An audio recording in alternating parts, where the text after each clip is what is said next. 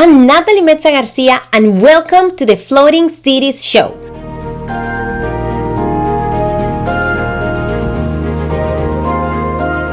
Here, you'll learn about the latest floating projects, developments, houses, buildings, neighborhoods, floating city plans, and the regulations, zones, and jurisdictions that enable them all across the world.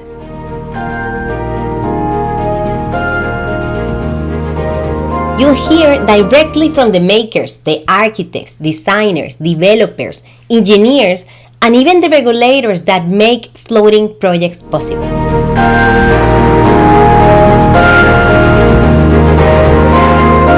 Come join me while together with Seaphia, we help you navigate the complexity of these new waters. Hello everyone, I'm here with Deo Alrashid Alam from Dada Design architecture firm from the Philippines. How are you, Deo? I am doing well, Nathalie. Thank you. No, thank you for being here. I'm very excited to talk about two of your projects slash designs, Currents for Currents and In Absentia. So thanks for being here. Let's start with Currents by Currents. It's such a beautiful design. It looks like a sailboat. Can you tell me the story of how you came up with the design, what the story, where did the project originate? Okay. Several years ago, I was invited by several magazines and the government body that actually projects the growth of the country. And during that briefing, we were told by the year 2050 that the Philippines will be among the top 20 countries, developed countries. So since they're expecting that to happen, they were anticipating the problems that we might have around that time.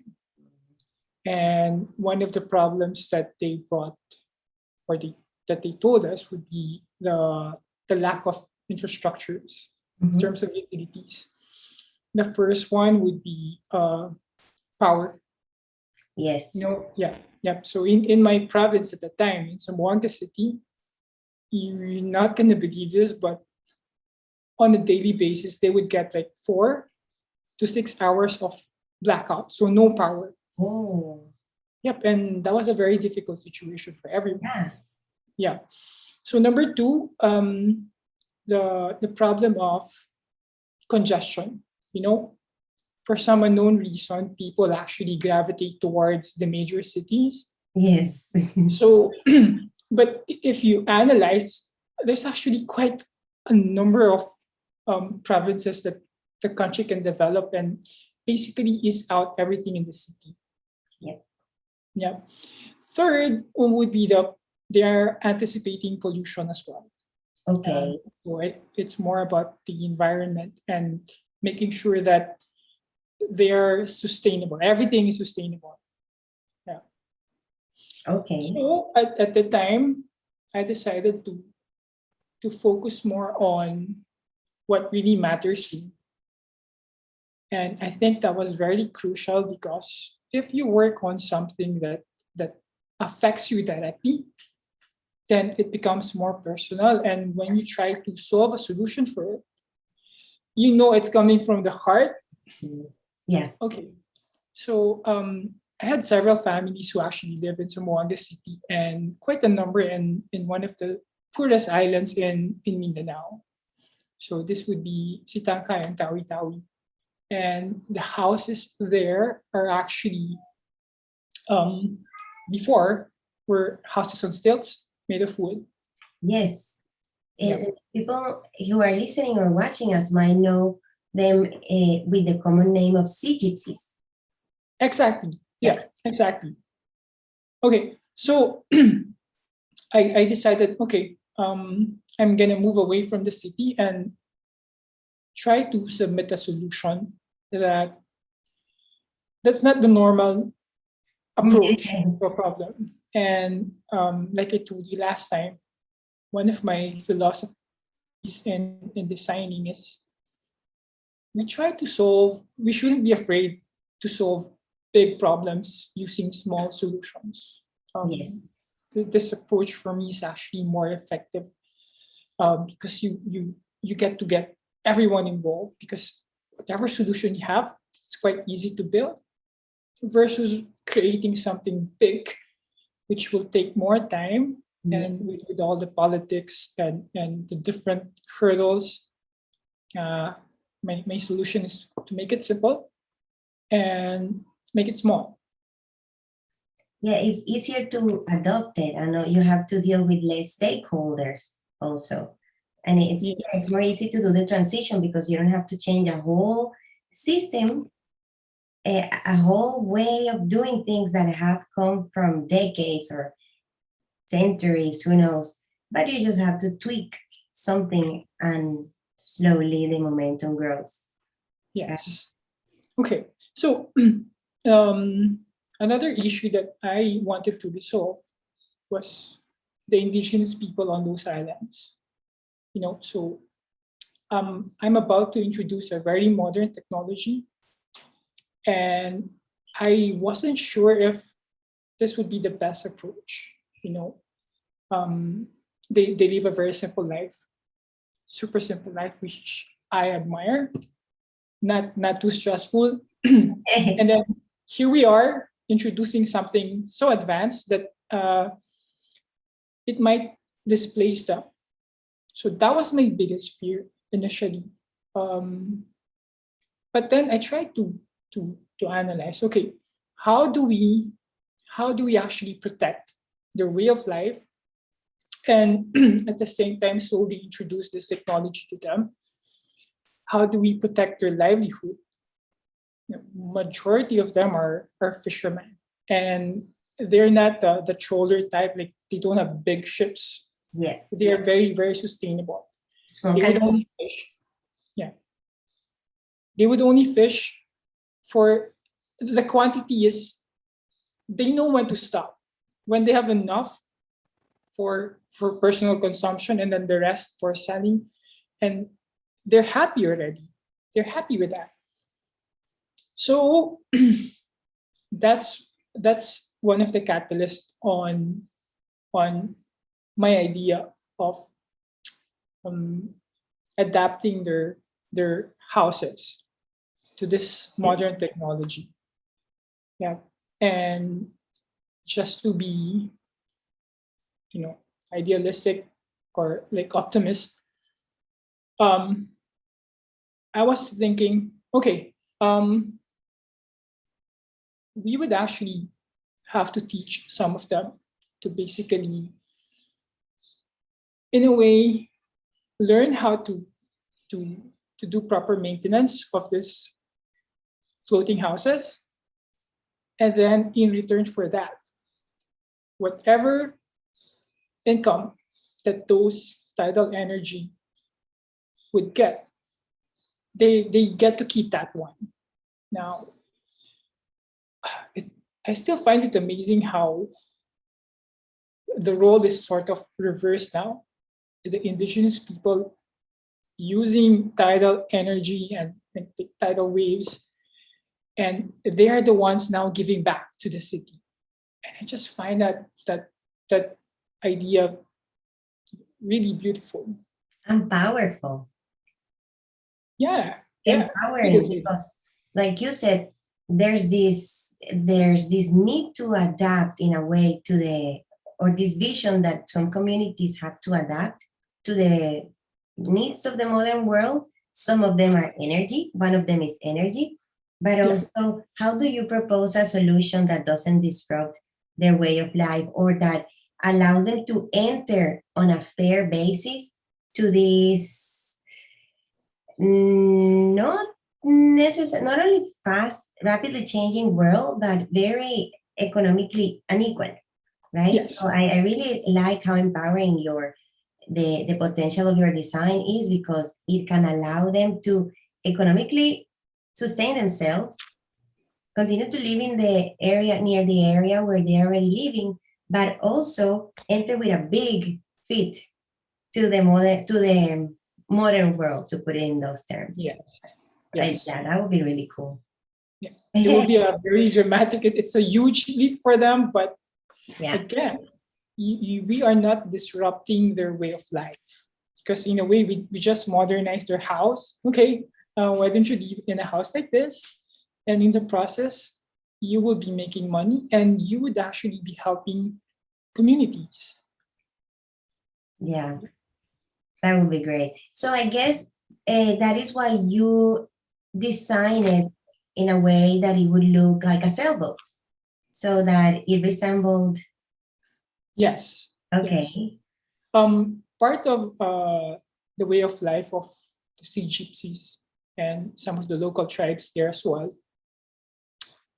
Being a fisherman, they actually need boats, and since they don't have access to modern technology, you're not gonna believe this, but quite a number of them would still use wind power. They have sails. Uh-huh.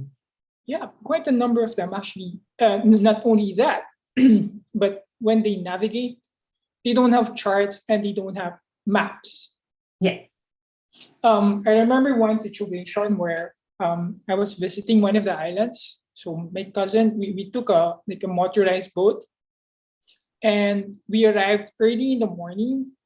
So we were not sure where we are during when the sun was up. Okay. So my cousin told me that I think we are lost. I mean, we could see several islands, but anyway, so he decided to go on this inlet, and while going through that inlet, we actually met one sailboat, an old fisherman, and I don't know their dialects, but my cousin did. So he was asking for directions. My cousin, Okay. Directions the on the fisherman. ocean. I know Yep. it. Since I did not understand the language, I could only see the gestures, the gesture of the fisherman, like pointing to his nose and to the right side of his face. Okay. And so after the conversation, I Interesting. asked my cousin, okay, so what did you tell him? What did you ask? And he said, oh, okay, I was asking for this island and he gave me directions. And I said, I I did not see him point at any direction. I just saw him Oh, using wow. touching his face. So he explained it to me. The fisherman said, okay, just continue your path now. Okay. And after 30 minutes, if you feel the sun, Oh, you wow. say, Really? yes, you make a right until it shifts on the other side. I was just like blown away. Whoa. Yeah, That's that's impressive. they have Minutes. they have knowledge that we Wow. lost already. We're so dependent. Okay. Yeah, Wow. So, oh yeah, I guess they have then a seafaring tradition, and that's yes, why. they do. Wow. Oh, that is extremely cool. I It, want to. it's really cool. Wow. And what other aspects of the design you really thought through? Because I remember in a previous conversation that you mentioned something about a power solar fabric, like a solar Okay, fabric for the sailboats. Can you explain a bit about that? that was just me looking towards the future. You know, it's quite actually we do feel and we do notice it already that the technology is actually it's developing really fast, and every day we are exposed to modern tech that 10 years ago, 5 years ago, everything is just so fast now. So Yes. I figured, okay, I stick to the tradition of the houses on stilts. You know, before, when they build their houses on stilts, they would actually gather floating logs, floating wood, and that's how they build their houses on stilts. So it's very, very sustainable.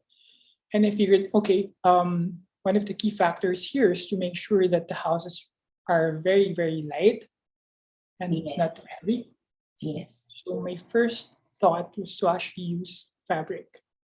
Now, I want to make sure that it doesn't just function as a shell to protect the people inside, but to make everything functional. If it can serve double purpose, then should be better. Yes. Because their way of life is like that. They stick to the basics. They stick only the essentials. Yes. If you look at their house, it's just like, yeah, their flooring is just bamboo. They don't have any television. Only the necessary things. So I want to adapt that as well. So I thought, okay, let's just use fabric, and hopefully by the time that we're given a chance to actually build this thing, then perhaps the technology is there already wherein fabric would be can act like a solar panel as well. Okay, I think so. There's already fabric that doesn't wrinkle. There's fabric that that cleans itself. So Okay. yeah, that's so cool. So it wouldn't surprise me that 10 years from now there is solar fabric. Now you have windows, and they serve as solar panels. So Oh, the yeah, next yeah. step is to incorporate it into a wearable, which is the next trend in everything wearable. That Yeah, would be cool. yeah, that would be cool. Okay. Imagine if, yeah. Oh, we also talked about this type of energy that already exists and that connects to your other project or design in absentia. How it's motion powered, like some Yeah, bridges. so Can you tell us a bit about that, the incorporation of energy and into that design, and tell us a bit about this design of yours? okay. In absentia is a study or a concept proposal on healing our shores. So in absentia, we are taking out ourselves out of that equation. Okay. It seems like areas that humans did not touch are actually the ones that are actually, you know, Better? better, so much better. Yeah. Now, we cannot do that dramatically, like all of a sudden, "Hey, let's just decide to do this." So the concept for that one is to slowly integrate and to slowly heal those shores. Now, for that one, again, we focus on alternative use of energy. So we made sure that whatever structure that we built, the benefits would be higher than whatever negative effect that structure would give to that environment. But for that, for in absentia, we made sure that we cover all our bases. Now, the problem with putting a structure on the ocean would be the super column on where the structure would stand. So for that project, we made sure that the base or the column would also function as well. So there were several mesh that covers everything, and it's supposed to help corals Yes. to actually grow around it. The sponginess effect would actually help with sort of like cleaning the water, going back to the shore. So yeah, but for that one, going back to the piezoelectric, again using wave, but this time instead of like applying the rotational force, we decided to just use the upper portion of the wave wherein the fingers of the structure would bounce together with the wind. And each time that happens, through Yatso technology, it can actually generate power. And like I told you last week, there are certain streets in the US and in Europe wherein the steps were actually applied using those piezo technology, and they were actually working. Yeah, it's incredible that the technology is there already. It's Yeah. there already. It's there. It's And working. yeah, it's there and it's working. And why is in absentia shaped as elephant? Okay, because I wanted to focus on climate change.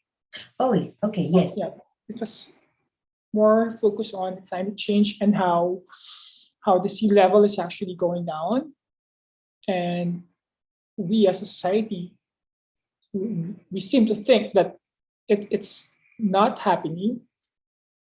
Well, when in fact it does. Several islands have shown this already, wherein we are losing quite a number of islands. Yeah. So I wanted to focus on trying to somehow help with that one, with that problem. And so going back to your question on why biomimicry, Yes. because I think nature is just fantastic when it comes to design. Yes. Everything is perfect. Yes. There are no waste. Yeah. Oh, it's just genius, the way nature designed everything. It's just perfect. Yeah. So we were doing our best to adapt to that idea, biomimicry. And since we were intending to put this in Africa, I figured, okay, why don't we just create a fun shape? Okay. So Okay. I saw an image of a river in Africa wherein several elephants were actually drinking in a river, and that's where I took the inspiration for that one. Okay. And since the structures would be eating garbage and eating plastic, then I guess it's like the elephant with its, how do you call Trunk, the flute the of trunk. drinking water in a river. Going to your point about how nature is absolutely perfect, in a way, the way of life of the community that you got inspired in, the so-called Sea Gypsies, which remind me how to pronounce the name, please. The Sea Gypsies. Yeah, Oh, the Samal. the Sama. Okay. Samal. Their way of life is closer to how nature does things because, as you were telling me last week, the reason why they live on the water instead of on land, you tell why. You're better in Okay. saying why. So Yeah, when I why? was a kid and I got to visit one of these houses on stilts, I was looking for the toilet, and when they directed me to go inside the toilet, when I got inside, there was absolutely nothing except like a chair with a hole, and you can actually see the water. Yeah. And I was like, okay, so I have to do my business here. And I recall that event. And when I studied architecture, one of the problems that we need to solve is sewage, Yes. even for houses. So I was like thinking, okay, that's strange. How come the Samal and the other Tausug tribes there's a small island, but everyone was living on houses on stilts. So why? Why? And it just hit me, okay, that the reason why they live on houses on stilts is so that they can do away with the pipings and the sanitary problems that we, the land living people, have. The land people. Yeah. Okay. So I was asking, if I like do my business in one of those houses, whatever discharge I make goes directly on the water. And for some people, they might find that disgusting or unhealthy.